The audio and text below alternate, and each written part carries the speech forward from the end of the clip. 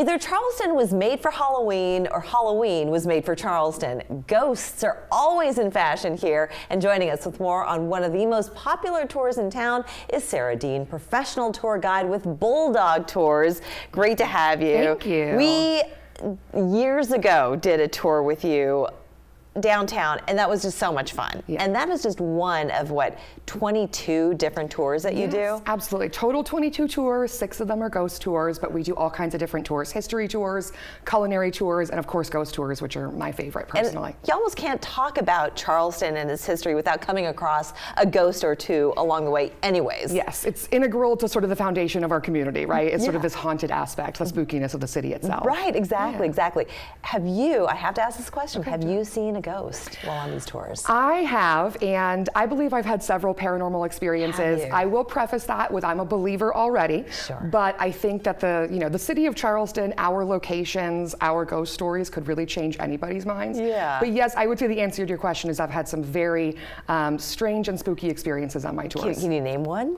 So there was, I'll tell you sort of the one that sticks out to me the most, which is there was an incident when I was closing down the old city jail building as a tour guide there, and very creepy in the middle of the night, you're all alone in the building, closing it down.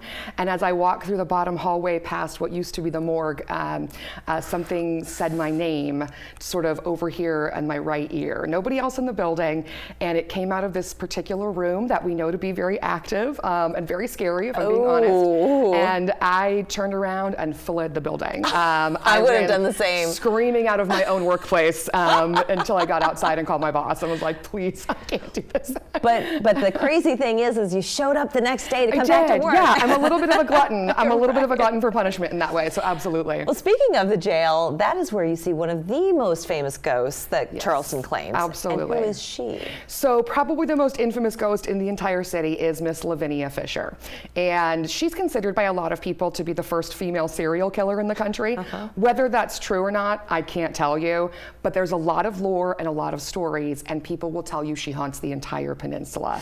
But the main place, of course, where her spirit is that old city jail building. It is. And you have to take the tour to hear the story, which is really, it fills that experience. It because does. it's the words that she used, the tale that she told. Words, everything about her really is creepy. Indeed, indeed. So name some of the other places that you take people on tours for those ghosts. So we have some great exclusive places. I will point out we're the only company that can go into almost all of these places.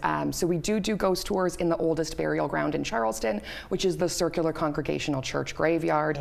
We've got great stories in there. We do the old Provost Dungeon underneath the old Exchange building, which is a pre-revolutionary jail space. We have exclusive access to Magnolia Cemetery, and we do ghost tours on the USS Yorktown, which is really, really a unique experience. Yes, so this raises a question for me, because obviously when you talk about the old city jail, and you said that there's a morgue once upon a time at the bottom floor.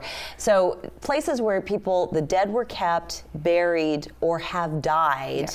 But does that extend beyond those 3 places? Do you see ghosts in places where they frequented, or where they didn't necessarily die? Yes. So I'll tell you that a lot of us subscribe to a theory of residual haunting, which is essentially that extreme emotional environments are going to hold on to energy.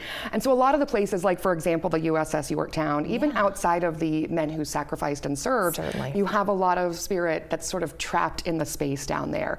And it's just kind of a memory that plays on repeat and plays over and over again on a loop in those spaces. It's really interesting. And ghosts have a very, I would say, a lot of stamina, because they keep coming back and coming back and coming back. And what do you tell the people? You say skeptics.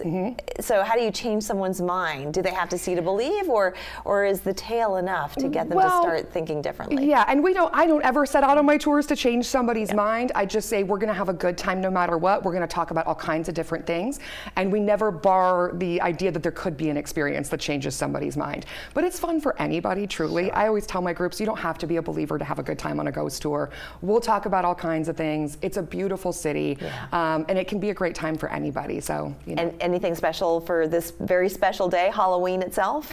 Well, Halloween, all of our tours are going to blow up, and it's going to be it's going to be really energetic on Halloween. It always is. Yeah. And of course, Halloween, you know, is known as the night when the veil is thinnest between the, you know, our plane and the spiritual plane. Sure. So we do believe, you know, there might be a little more of an amped up chance of having an encounter with the paranormal on Halloween. And you completely unsheath it yes. on that night. Perfect. Well, I want to thank you so much for joining us. And anyone who wants more information on booking tours with you, where should they go?